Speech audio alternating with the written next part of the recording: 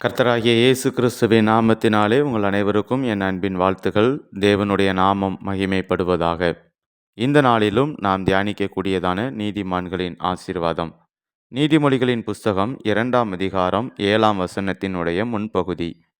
அவர் நீதிமான்களுக்கென்று மெய் ஞானத்தை வைத்திருக்கிறார். இந்த உலகத்திலே நமக்கு முன்பாக 2 ஞானம் வைக்கப்பட்டிருக்கிறது. ஒன்று உலக ஞானம், 2 தேவ ஞானம். இன்று உலக வாழ்க்கையிலே வாழ்கிறதற்கு மனிதர்கள் உலக ஞானத்தை மட்டுமே தேடுகிறது உண்டு. ஆனால் நமக்கு மிக முக்கியமாக இந்த உலகத்திலே ஆவிக்குரிய வாழ்க்கையிலே தேவையான தேவ ஞானத்தை நாம் பெற்றுக்கொள்ள வேண்டும். அந்த தேவ ஞானம் ஆண்டவருடைய கரத்தில் இருக்கிறது. அதை நீதிமான்களுக்காக தேவன் வைத்திருக்கின்றார். உலக ஞானமானது நம்முடைய அனுபவத்தின் மூலமாக நாம் கற்றுக்கொள்ளக்கூடியதான கல்வி அறிவின் நிமித்தமாக நமக்கு வரக்கூடிய ஒன்றாக இருக்கிறது. ஆனால் தேவ ஞானம் என்பது கர்த்தருக்கு பயப்படுகிற பயம், கர்த்தருடைய வேத வசனங்கள் இவைகளின் மூலமாக உண்டாகிறது. ஆகவே தேவன் நமக்காக வைத்திருக்கிற அந்த மெய் ஞானத்தை நாம் பெற்றுக்கொள்கிறதற்காக ஒவ்வொரு நாளும் நீதிமான்களாக வாழ வேண்டும். நீதிமொழிகளின் புஸ்தகம் 2ஆம் அதிகாரம் 6ஆம் வசனத்திலே கர்த்தர் ஞானத்தை தருகிறார், அவர் வாயினின்று அறிவும் புத்தியும் வரும் என்று சொல்லப்பட்டதைப் போல நம்முடைய தேவனுடைய கரத்தில்தான் அனைத்து ஞானம், அறிவு, புத்தி அனைத்தும் உள்ளது. இந்த உலக வாழ்க்கைக்கு தேவையான ஞானமாக இருக்கட்டும், ஆவிக்குரிய வாழ்க்கைக்கு தேவையான ஞானமாக இருக்கட்டும், அதை நாம் கர்த்தருடைய கரத்திலிருந்து பெற்றுக்கொள்ளுகிற பொழுது அது உண்மையாகவே மனிதர்களுக்கு ஆசீர்வாதமாக இருக்கின்றது. வேதம் சொன்னபடி தேவனுடைய கரத்திலே இந்த ஞானத்தை நமக்காக வைத்திருக்கின்றார். ஆகவே நாம் உண்மையாக உத்தமமாக தேவனுக்கு முன்பாக நீதிமான்களாக வாழுகின்ற பொழுது நிச்சயம் தேவன் நமக்கு அந்த ஞானத்தை தருகின்றார். இந்த நாளிலும் கூட வேதாகமத்திலே தேவனிடமிருந்து ஞானத்தை பெற்றுக்கொண்ட ஒரு 3 மனிதர்களை குறித்து நாம் தியானிக்க இருக்கின்றோம். முதலாவதாக தேவனிடத்தில் ஞானத்தை பெற்றுக்கொண்ட மனிதன் சாலமோன் ராஜா. 1 ராஜாக்களின் புஸ்தகம் 3ஆம் அதிகாரம் 5ஆம் வசனத்தில் கர்த்தர் சாலமோனுக்கு ராத்திரியிலே சொப்பனத்தில் தரிசனமாகி, நீ விரும்புகிறதை என்னிடத்தில் கேள் என்று கர்த்தர் சொல்லுகிறார். ஆனால் இந்த சாலமோன் ராஜா தேவனிடத்திலே எந்த ஐஸ்வர்யத்தையும் செல்வத்தையும் கேட்காமல் ஜனங்களை நியாயம் விசாரிக்கத்தக்கதான ஞானமுள்ள இருதயத்தை தந்தருளும் என்று சொல்லி தேவனிடத்தில் விண்ணப்பம் செய்கின்றார்.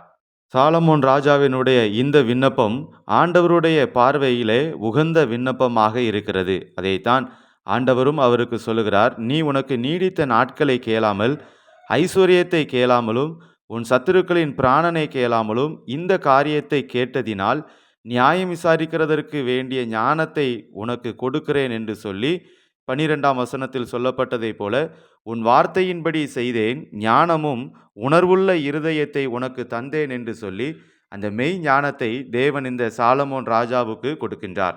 இரண்டாவதாக யோசேப்பு என்கிறதான மனிதர் தேவனிடத்திலிருந்து ஞானத்தை பெற்றுக்கொள்கிறார். ஆதியாகமம் 39ஆம் அதிகாரத்தில் இருந்து நாம் பார்க்கின்ற பொழுது இந்த யோசேப்பு எகிப்து தேசத்தில் அடிமையாக விற்கப்பட்டு எகிப்து தேசத்திலே பல கஷ்டங்களை பட்ட ஒரு மனிதர்.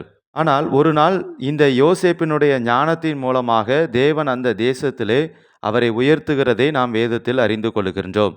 ராஜாவாகிய அந்த பார்வோனுக்கு ஒரு சொப்பனம் வருகிறது. அந்த சொப்பனத்திற்கான அர்த்தத்தை இந்த யோசேப்பு சொல்லுகிறது மாத்திரமல்ல, தேசத்தில் வரக்கூடியதான அந்த 7 வருட பஞ்சத்திற்கான வழியையும் இந்த யோசேப்பு தன்னுடைய ஞானத்தினாலே கொடுக்கிறார். கர்த்தர் யோசேப்புக்கு கொடுத்திருந்த அவ்வளவு பெரிதான ஞானத்தை பார்வோன் தன்னுடைய கண்களினால் பார்க்கின்றார். அதைத்தான் 41ஆம் அதிகாரம் 38ஆம் வசனத்தில் சொல்லப்பட்டுள்ளது. அப்பொழுது பார்வோன் தன் ஊழியக்காரரை நோக்கி, தேவ ஆவியை பெற்ற இந்த மனுஷனைப் போல வேறொருவன் உண்டோ என்றான். பின்பு பார்வோன் யோசேப்பை நோக்கி, தேவன் இவை எல்லாவற்றையும் உனக்கு வெளிப்படுத்தி இருக்கிறபடியால் உன்னை போல விவேகமும் ஞானமும் உள்ளவன் வேறொருவனும் இல்லை என்று சொல்லி அந்த தேசத்திலே இந்த யோசேப்பை உயர்த்துகிறதை நாம் பார்க்கின்றோம். மூன்றாவதாக தானியேல் மற்றும் அவருடைய நண்பர்களாகிய அனனியா, மீஷாவேல், அசரியா என்பவர்கள் இந்த தேவனுடைய ஞானத்தை பெற்றிருந்தார்கள். பாபிலோனின் ராஜாவாகிய நேபுகாத் நேச்சார் எருசலேமை முற்றுகையிட்ட பொழுது அந்த தேசத்திலிருந்து ஞானமுள்ள வாலிபர்களை கொண்டு வரும்படியாக கட்டளையிடுகிறார்.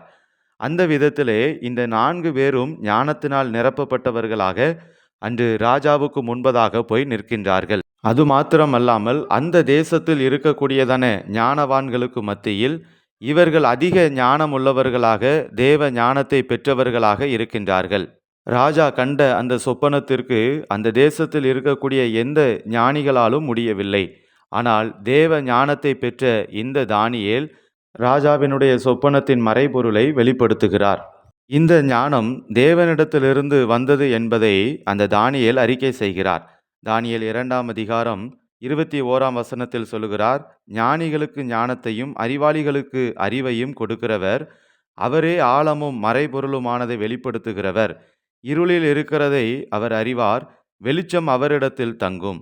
அது மாத்திரமல்ல, 23ஆம் வசனத்திலே, என் பிதாக்களின் தேவனே, நீர் எனக்கு ஞானமும் வல்லமையும் கொடுத்து, நாங்கள் உம்மிடத்தில் வேண்டிக் கொண்டதை இப்பொழுது எனக்கு அறிவித்து, ராஜாவின் காரியத்தை எங்களுக்கு தெரிவித்தபடியினால் உம்மை துதித்து புகழுகிறேன் என்றான் என்று சொல்லி நாம் பார்க்கின்றோம். ஆம், இந்த தானியேல் தேவனிடத்திலிருந்து அந்த மெய் ஞானத்தை பெற்று அந்த தேசத்திலே ஒரு ஆசீர்வாதமான மனிதராக வாழ்ந்து வருகிறதை நாம் தானியேலின் புஸ்தகத்திலே நாம் பார்க்கின்றோம். நீதிமான்களுக்கென்று கர்த்தர் மெய் ஞானத்தை வைத்திருக்கிறார் என்று சொன்ன அந்த வேத வசனத்தின்படி கர்த்தருக்கு முன்பாக உண்மையும் நீதியுமாய் வாழ்ந்த மனிதர்களாகிய சாலமோன் ராஜா, யோசேப்பு, தானியேல் ஆகிய மூவருக்கும் கொடுத்த அதே ஞானத்தை தேவன் இன்றைக்கும் நமக்கும் தர விரும்புகின்றார்.